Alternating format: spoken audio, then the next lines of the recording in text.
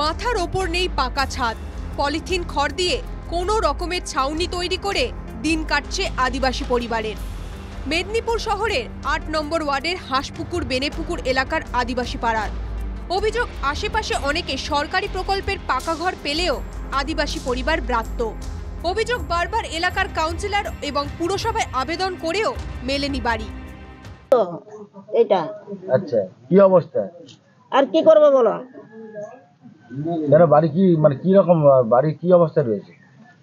মাসে কোন লে আই মে সব জমা দেওয়া হয়েছে আর কি ডকুমেন্ট। এবারে কবে হবে সেটা হচ্ছে ওরাই জানে। তো কালকে কি কি দিল তোমাদের? কালকে তো গিন্নি গেছিল, তিরপল দিচ্ছে আর শাড়ি দিচ্ছে। দুর্দশার কথা জানাতে পুর প্রধানের দ্বারস্থ হন আদিবাসী পরিবারের সদস্যরা। অভিযোগ, পুরসভা থেকে তাদের শুধুমাত্র ত্রিপল ও শাড়ি দেওয়া হয়। কাউন্সিলর বলছে আগের অ্যালট যাদেরকে নাম দেওয়া আছে তাদের ঘরগুলো হয়ে যাক, আমাদের আস্তে আস্তে ধীরে ধীরে হবে। এবার কবে হবে? সে কত বছর আগে জমা দিচ্ছি আমরা কেউ ত্রিপল। হ্যাঁ, সমস্যা হচ্ছে জল পড়ছে বৃষ্টির উপরে, টিনগুলো সব কানা হয়ে গেছে, জল সব পড়ে যাচ্ছে।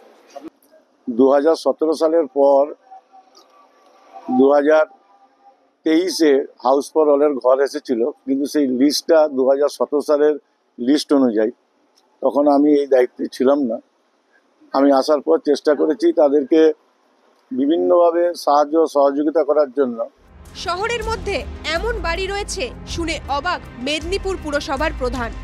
তিনি পুরসভার গাফিলতি মেনে নেন, তবে তার দাবি কেন্দ্র থেকে টাকা আটকে রাখতেই প্রান্তিক মানুষেরা বাড়ি পাচ্ছেন না। আমাদের অবাক যে এখনো পর্যন্ত আমাদের পৌরসভার অধীনে এই ধরনের বাড়ি যেগুলো আমাদেরকে দেখালো ছবি সহ, এরকম আমরা ভাবতে পারিনি যে এই অবস্থায় এই মানুষগুলো আছেন। তৃণমূল কংগ্রেস তারা প্রধানমন্ত্রী আবাস যোজনার বাড়িকে আত্মসাৎ করেছে নিজেদের নামে। তাদের আত্মীয় স্বজন একটা তৃণমূল বাড়ির নেতাদের বাড়িতে 2-3টে করে প্রধানমন্ত্রী আবাস যোজনার বাড়ি নেওয়া হয়েছে। ভরা বর্ষায় বৃষ্টি মাথায় করেই দিন কাটছে আদিবাসী পরিবারের।